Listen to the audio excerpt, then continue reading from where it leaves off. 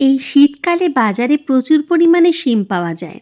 আর এই শিম দিয়ে দারুণ স্বাদের একটা ঝাল বানিয়ে নেওয়া যায়, যেটা সাদা ভাত দিয়ে খেতে কিন্তু দুর্দান্ত লাগে। বেশি কিছু মশলার একেবারেই প্রয়োজন নেই। খুব কম মশলায় খুব তাড়াতাড়ি বানিয়ে নেওয়া যায় এই অতুলনীয় স্বাদের শিমের ঝাল। চলুন আমি কি করে এই শিমের ঝালটা বানাই তার রেসিপিটা আপনাদের সাথে শেয়ার করে দিই।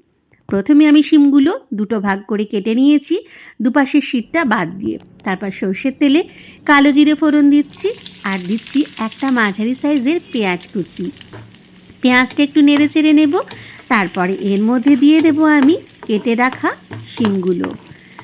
পেঁয়াজটা কিন্তু বেশি ভাজার দরকার নেই, সামান্য একটু সোনালি রং ধরতে শুরু করলেই আমি শিমটা দিয়ে দিলাম। এবারে শিমটাও পেঁয়াজের সাথে 2 থেকে 3 মিনিট হাই ফ্লেমে একটুখানি নেড়ে চেড়ে নেব। তারপর এর মধ্যে দিয়ে দেব একটা ছোট্ট সাইজের টমেটো কুচি। টমেটোটা দেওয়ার সাথে সাথেই দিয়ে দেব এর মধ্যে যে যে মশলাগুলো লাগবে সেগুলো। সামান্য হলুদ গুঁড়ো, লঙ্কা গুঁড়ো আর পরিমাণ মতো নুন, ব্যাস। আর কিন্তু গুঁড়ো মশলার কিছুরই দরকার নেই। ভালো করে সব কিছু নেড়ে চেড়ে নিচ্ছি, মিশিয়ে দিচ্ছি। যেহেতু আমার পাত্রটা একটু ছোট হয়ে গেছিলো, তাই একটু নাড়াচাড়া করতে অসুবিধা হচ্ছিল। একটু ধৈর্য ধরে ধীরে ধীরে আমি নেড়ে চেড়ে নিচ্ছি হাই ফ্লেমে। তারপরে এর মধ্যে দিয়ে দিচ্ছি পেস্ট করে রাখা সর্ষে পোস্ত, কাঁচা লঙ্কা। এখানে কালো সর্ষে আছে 1 চামচ, সাদা সর্ষে আছে 1/2 চামচ, আর পোস্ত আছে 1 চামচ। এর সাথে 3টে কাঁচা লঙ্কা আমি একটু হলুদ আর নুন দিয়ে পেস্ট করে নিয়েছিলাম। তাহলে কিন্তু তেতো ভাব একেবারেই থাকবে না।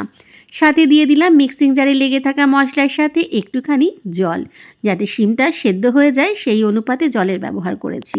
একটা ঢাকা দিয়ে দিয়েছিলাম 10-12 মিনিটের জন্য। 10-12 মিনিট পর ঢাকনা খুলে নিচ্ছি। শিম একেবারে সেদ্ধ হয়ে গেছে। শেষকালে একটুখানি মিষ্টি দিয়ে দিলাম, সামান্য একটু চিনি দিয়ে দিয়েছি, আর দিলাম একটু ধনেপাতা কুচি। অবশ্যই এটা দেবেন। আর দিয়ে দেবেন শেষকালে একটুখানি কাঁচা সর্ষের তেল। এখানে প্রায় 1.5 চামচ মতো কাঁচা সর্ষের তেলের ব্যবহার করেছি। এই শেষকালের ধনেপাতা আর কাঁচা সর্ষের তেলটা একেবারেই কিন্তু স্কিপ করবেন না। এতে এই ঝালের স্বাদ কিন্তু দ্বিগুণ বেড়ে যাবে। মাখো মাখো ভাব হলেই নামিয়ে নিন দারুণ স্বাদের শিমের ঝাল। দেখুন দেখতে কতটা টেম্পটিং লাগছে। সাদা ভাত দিয়ে খেতে এরকম একটা শিমের ঝাল কিন্তু দুর্দান্ত লাগে। ওপর থেকে আরও একটু ধনেপাতা কুচি ছড়িয়ে দিলাম, যাতে দেখতেও সুন্দর লাগে। শিমের এই ঝালটা কিন্তু খুবই তাড়াতাড়ি বানিয়ে নেওয়া যায়। আর এক গাদা মশলার কিন্তু একেবারেই ব্যবহার হয় না, দেখলেনই তো আপনারা। সামান্য সর্ষে পোস্ততে এর স্বাদ কিন্তু অনেক গুণই বেড়ে যায়। আর সাদা ভাতের সাথে এরকম একটা ঝাল হয়ে গেলে কিন্তু দুর্দান্ত লাগবে খেতে।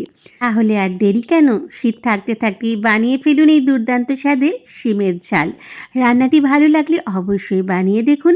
আর ভালো লাগলে একটা লাইক, কমেন্ট, শেয়ার করতে কিন্তু ভুলবেন না। ভালো থাকবেন, সুস্থ থাকবেন। ধন্যবাদ।